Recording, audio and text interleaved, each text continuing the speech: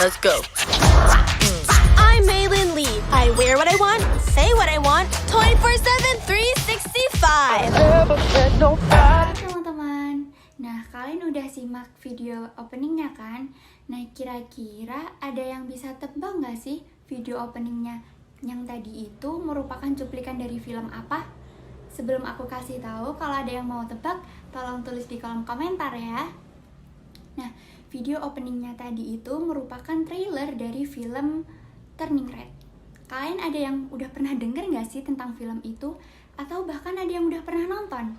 Nah, aku akan kasih tahu kalian gambaran besarnya seperti apa. Simak video ini. Film Turning Red menceritakan tentang seorang remaja berusia 13 tahun bernama Maylin Lee, atau biasa dipanggil May. May merupakan seorang remaja yang sangat patuh dan juga berprestasi. May memiliki banyak teman dan dia punya satu geng di mana dalam satu geng tersebut menyukai boyband yang sama, yaitu boyband Four Town. Nah, konflik bermula ketika May tiba-tiba berubah menjadi panda merah raksasa ketika ia tidak bisa mengontrol emosinya. Dan akan kembali ke bentuk semula atau kembali menjadi manusia ketika May bisa mengontrol emosinya dengan baik. Nah, ternyata perubahan pada diri May tersebut merupakan kutukan turun-temurun dari leluhurnya, di mana ketika May ingin menghilangkan kutukan tersebut, maka May harus melakukan ritual. Nah, di sini dalam film ini May mengalami dilema yang sangat besar karena dia harus melakukan ritual di mana ritual tersebut bertepatan dengan konser boyband yang disukainya. Nah, apa yang akan menjadi keputusan dari May? Kalian bisa nonton filmnya ya biar lebih paham. Nah, film Turning Red ini memiliki banyak sekali insight loh. Nah, agar kita paham, yuk kita kupas tuntas. Nah, kalian udah tahu kan sekilas tentang filmnya, dan ternyata di film Turning Red ini ada beberapa teori psikologi yang berkaitan loh. Yang pertama ada teori dari Abraham Maslow. Siapa sih Abraham Maslow ini? Jadi Abraham Maslow ini merupakan pencetus dari teori hierarki kebutuhan atau biasa disebut hierarchy of needs. Nah, Abraham Maslow ini juga disebut sebagai bapak psikologi humanistik loh. Jadi, Abraham Maslow ini punya pendapat bahwa setiap individu itu punya kebutuhan yang harus tercukupi, dan kebutuhan itu tersusun dari beberapa tingkatan.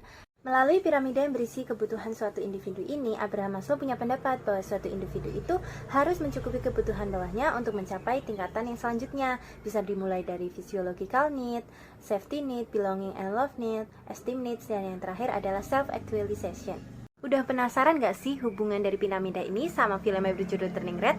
Ayo kita bahas satu-satu. Nah, di tingkatan yang pertama ada physiological need atau disebut dengan kebutuhan fisiologi. Jadi kebutuhan ini isinya itu tentang kebutuhan biologis maupun fisik manusia, kayak makanan, air, tidur, kebutuhan seksual, dan yang lainnya. Di film Turning Red ini, tokoh Maylin atau disapa dengan Mei ini memiliki kebutuhan fisiologi, yaitu tempat tinggalnya.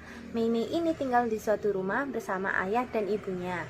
Kemudian ada kebutuhan akan makanan dan minuman.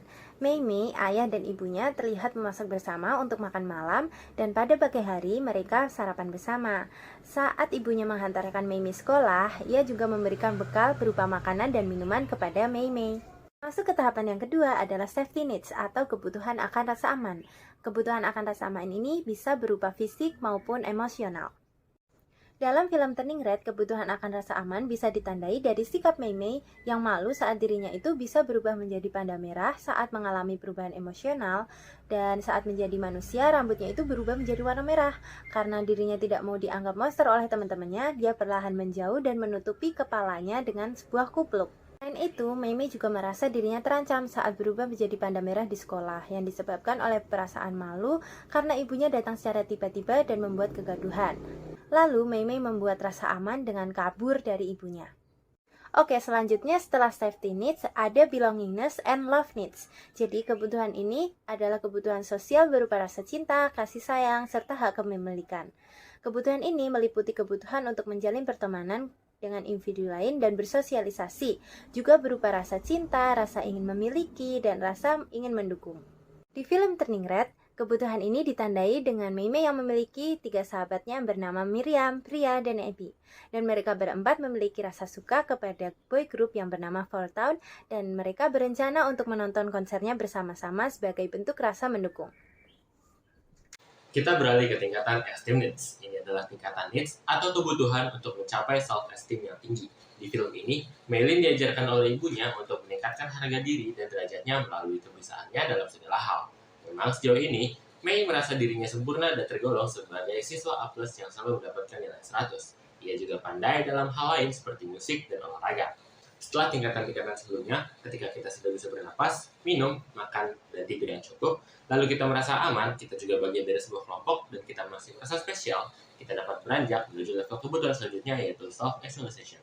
Pada fase ini, kita dapat bersantai, rileks, kreatif, dan menerima apa yang ada di sekitar kita. Kita tidak akan merasa tertekan dan tidak akan ada masalah. Tingkatan ini mengacu pada potensi diri setiap individu.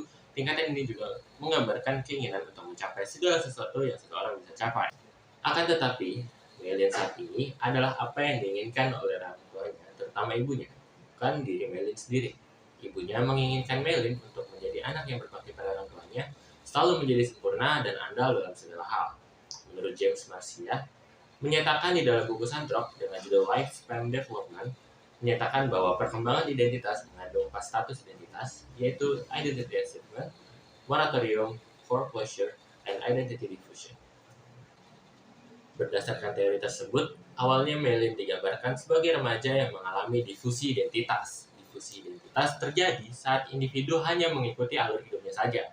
Hal ini sesuai dengan Maylin yang tidak memiliki komitmen terhadap sesuatu atau identitas dan memiliki sedikit kesadaran dalam melakukan eksplorasi.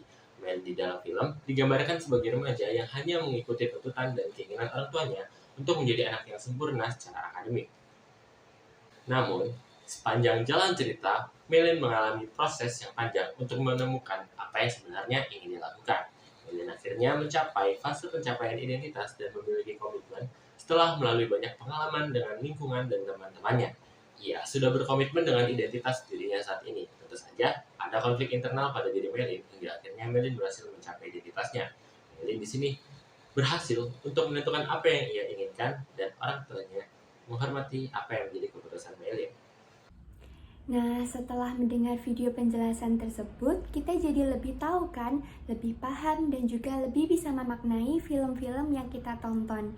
Jadi, nggak cuma nonton aja, tapi kita juga bisa belajar. Terima kasih sudah menonton. Dadah!